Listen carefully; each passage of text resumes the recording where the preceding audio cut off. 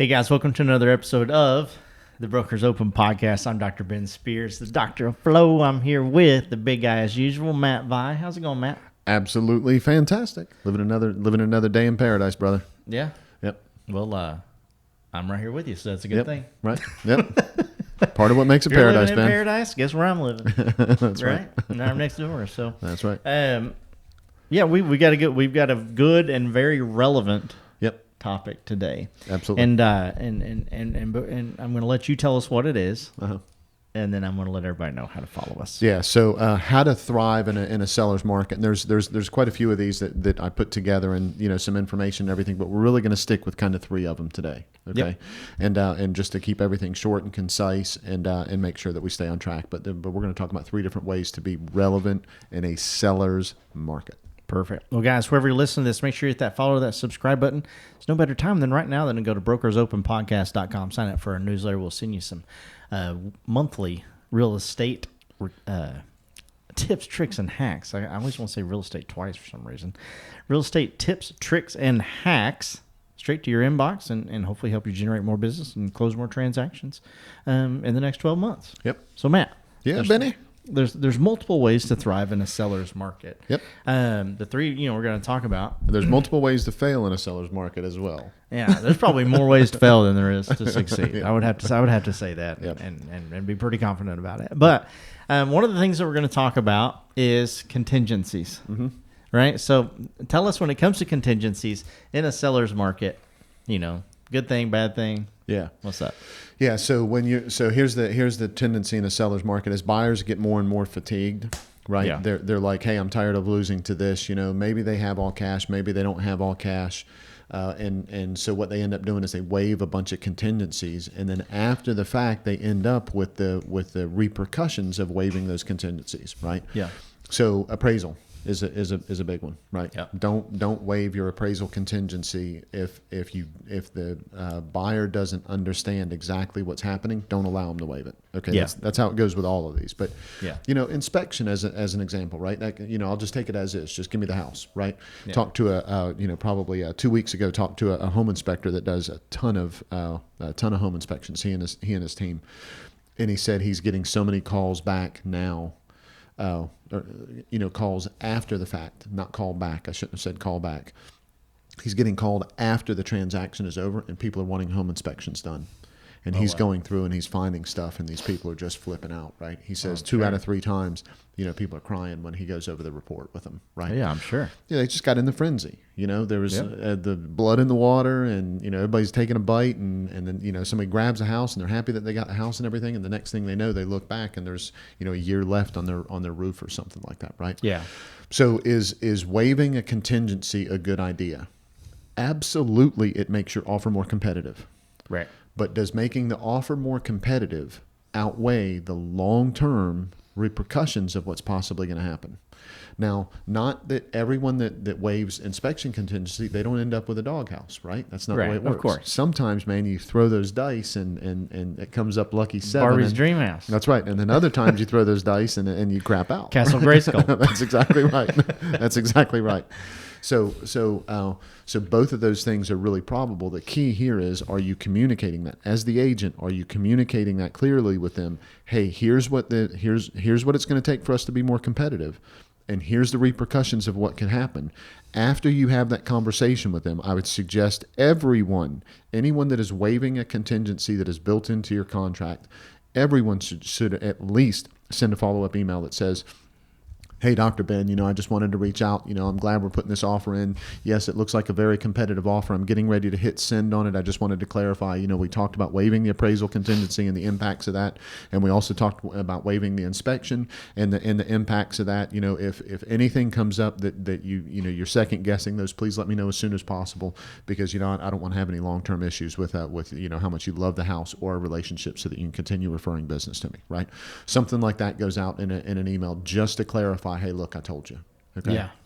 So send that out, and it's a lot easier to get that once when you have that conversation and they're in that mindset. It's a lot easier for them to feel comfortable going, okay, yeah, I know exactly where we're at with this. Right. Yeah. Once you've had that chance to kind of circle back around.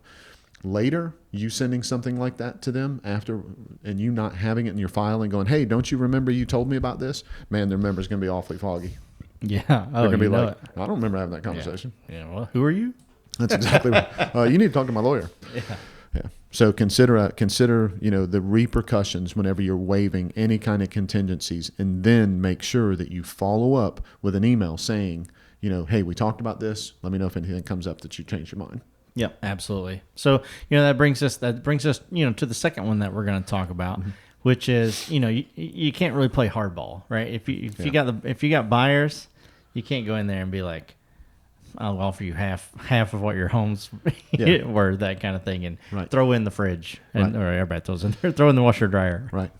Yeah. So I got a real funny story about this. So, a friend referred me to somebody, right? Mm-hmm. And this guy was kind of a big deal in a small town, right? Okay. And he was a small deal in a big town and moved to a small town, so he turned into a big deal in his head. Okay. Okay. And so my friend said, hey, you got to work with Matt, right? So he and his wife and I go and we start looking at houses, and he never has time to go look at the houses and all that kind of stuff. And then he's supposed to meet us on the second showing with things and all that kind of stuff, and he doesn't meet right. All right. So all of that. So we submit the offer, and the offer, I was just like, hey, look, this offer just isn't gonna work, right? I mean, I'm gonna submit it, but I just think that here's the issues that we're having with this, because he was, an appraiser 8 or 10 years before for 2 years, and he was explaining how it was overpriced and all that kind of stuff, and it was priced a little strong, but not 30%, right? Yeah. Like what he was okay, and so we go through all of that and everything, and he calls me back, I'm like, your offer got rejected and everything. He goes, yeah, can you stop by the office? I was like, yeah, sure. So he's sitting behind his desk with his feet propped up whenever I come in, and he says, I'd spent a lot of time with them, right? And so, with his wife, we, every house that we looked at together that he was super busy and couldn't look at for long, his wife and I and their kids half of the time went back and looked at these houses, had spent a tremendous amount of time with them. Okay. Yeah. And he's got his feet propped up on the desk and everything. And he goes, I think you're just not taking what we're doing here with and so for 5 minutes, he, lambasted me about how the offer doesn't get accepted. Okay. And so now keep in mind, this is, I'm 25 years in the business. I was still selling at this point. I don't even know if I owned my brokerage at this point. So I'm a year or two in the business, something like that. Right. Yeah. This is the late 90s, basically. Yeah. Okay. And so he's raking me over the coals on this. Right. And I wanted the business. I didn't have to have it. Right. Right. I'm never that guy. Yeah. And so so he's raking me over the coals and everything. I said, you know what? You're absolutely right, Scott. I appreciate the time that you gave me to do this. Just let your wife know that, if any of the other houses that she wants to look at, that whatever agent you choose, you guys can go look at them. But the way that you're having me put these offers in and now telling me that you're upset because I couldn't get a bad offer accepted, that's just that just doesn't work for me. I appreciate it. Yeah. And you could tell he was a little taken back. He was expecting me to sit there and get beat up by it and apologize to him about it. Right. And I was like, dude, I ain't got no time for that. Oh, for sure. And so I leave. And so 15 minutes later, he calls back. And so his wife now, so I get a page from his wife. That's how long this was, right? Yeah. So I get a page from his wife, and I'm pissed, right? I'm not going to talk to her, but I was pissed at this point. And so I always followed up. Absolutely did not follow up. Yeah. Like 15 minutes later, I get a call from him, and he's like, "Hey, can you come back by the office?" And I'm like, "No, dude, I'm I got appointments and stuff. I got anything else to do." Is what I was basically saying. And he was like, "No, I need you to really stop by and let's go through this. My wife wants to see if I can work something else out with this offer and see if and all that kind of stuff." And I was like, "No, I really can't. Right? I appreciate it. Right? But you've got this figured out. You've made." Comments that, my job isn't that hard and all that kind of stuff. And, all I got to do is present the offer and I get paid all this money and all that kind of stuff.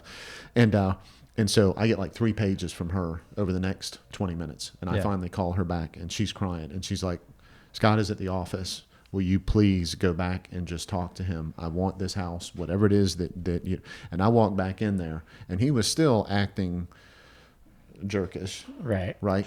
But 100% compliant. Yeah. And we were under contract in 3 hours, Yeah. something like that. She was as happy and as stoked as she could be, and all of it boiled down to he just thought it was a win-lose situation. Yeah.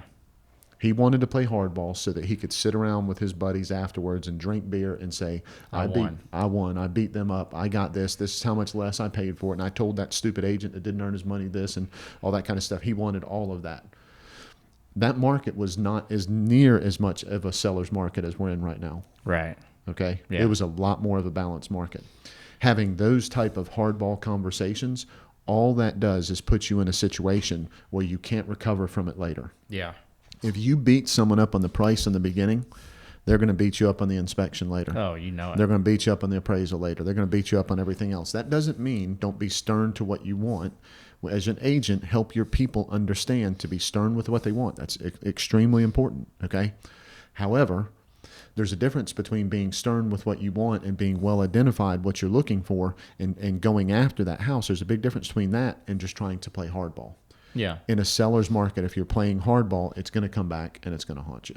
Yeah, I mean, there's so many different, places to negotiate within a real estate transaction. I used to, of course, like just like you were saying, like whatever my buyer or my seller wanted, like I was going to fight for that, right? Right. But I used to establish, a rapport with the agent on the other side immediately, and I would just let them know, listen. Right, we're getting this. Here's my offer, and as soon as that conversation, started of, well, I don't know about this, that kind of thing. I'm like, listen, there's going to be a lot of these conversations that you and I are going to have, and we need to make sure that we understand that this is a win-win situation. We need to have a win-win mentality, going into it. Yes, of course, there were just certain things that you're like, no, we want this, we got to have it. Right. But establishing that from the beginning and kind of like saying, look, this is for win-lose. In an ideal situation, this is where we need to start. And then if it progresses away from that, then it does. But there's just I would tell buyers to that point. I would tell buyers, absolutely, we can reach out with your Christmas list. Yeah. Let's go sit on Santa's lap, give him the Christmas list, and ask for everything. But we have to understand.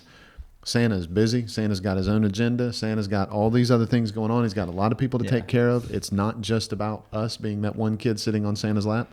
So we're going to ask for what we want, but we need to know in the end what it is that we're willing to move forward that's going to make us happy with this house. Yeah. And so I would preface that, and I'd say, and there might be some things that we stand a harder ground on. Let's know what those are in the front end. Yeah. Yeah, you're exactly right. And then let's ask for that Christmas list. Yep.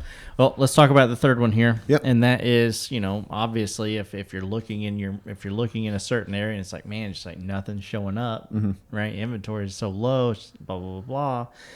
It's time to widen your search. Yeah, absolutely. Yeah, so there's a couple ways to look at widen your search. One of them is just go to a bigger geographic area, right? Yeah. Open up maybe it's instead of 2,500 to 3,000 square foot, maybe you're at 2,250 to 3,250, right? That's part of widen the search. Here's another way, and this is whenever I coached agents, this is another way that I talk to them about that is allow an outlier to creep into their desired search.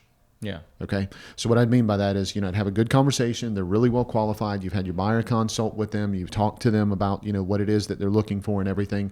And then you're going to say, so Ben, what I'm going to do is I'm actually going to, I know we want to be in this geographic area, but what I'm going to do is I'm going to set it up so that we get one or two houses that are outside this geographic area, just so that we have a direct comparison of what else is going on in the market. Yep. It's not to convince you to purchase that other house. Please keep in mind, I want to be exactly where you are, and I'm glad we've had a very concise conversation about where you want to be. But I don't want you to come up to me later and go, Matt, I didn't have any idea that I could be this happy with that much dollar amount and live in this area and it'd be more convenient to this, and it actually has the school zone that I want. Yeah. I don't want you to regret that later. The other thing that happens is I want you to be happy with your decision. When you pull up into your house every night, I want you to think about how much you love the house, not how much you paid for it. Yeah. right? And so the way that I make sure that happens is I help you understand the market. Part of you understanding the market is by me exposing to you other things that are going on in the market, even if it's things that you don't like and that you don't want. Me making sure you have a little bit of exposure to that is going to make you feel better about your decision. And that's ultimately what I want. Is I want you to love your decision. I want you to find that right house. Yeah. So that's where that outlier comes in. You Yeah. give them just a little bit more of a widened search in that situation. Yeah, absolutely. I love that. Cool. Before we close it up, I'm gonna bring up a commercial that I saw. I've seen commercials love it. for some reason. Okay. And it was like a mortgage company, Rocket or Quicken or something like that. And we're not sponsored by those people. So, but it was Barbie, and she was searching, with an agent, and then there are all these other like Ken dolls and other Barbie dolls. And it was like cash offer Carl and that kind of thing. She's like, "Oh, this is my dream house." It was her dream house. Right. This is my dream house. I really want it, but I don't have cash offer and that kind of stuff. And it was like the mortgage company was like, "Well, with a pre-approved this, you can come in like you're just as strong as a cash offer or whatever." Right. It was like Barbie ended up getting the house, and all these other people were like, "Well, where am I going to live?" And that's where it came in. It showed Skeletor over there, and he goes, "You can live," and something like, "You can live here." That kind of thing. And it's thunder and lightning, Castle Grayskull. That's so good. Brings back straight up those little 1980s cartoons, and the best part of my life. So absolutely, pre-kids that is. Yeah, 80s were awesome. Yeah, the 80s were sick. So guys, remember He-Man and Barbie. It's hard to forget Barbie because she just won't go away. Right. But remember those good old days and reminisce and let us know, on social media somewhere. Go and comment on one of our posts. Like, what was your favorite toy in the 80s? I'd absolutely love to hear that. So most of you weren't even born in the 80s, maybe. Right. 90s, 2000s, whatever. But guys, wherever you listen to this, iTunes, Spotify, Stitcher, these are any of those platforms. Make sure you hit that follow button. If you're watching us on YouTube, what's up? Hit that red subscribe button, that bell right beside of it. Get notified every time we drop a new episode. Matt. Yep. Brokers Open Podcast, my man. It is not just about open houses. But it's about open minds.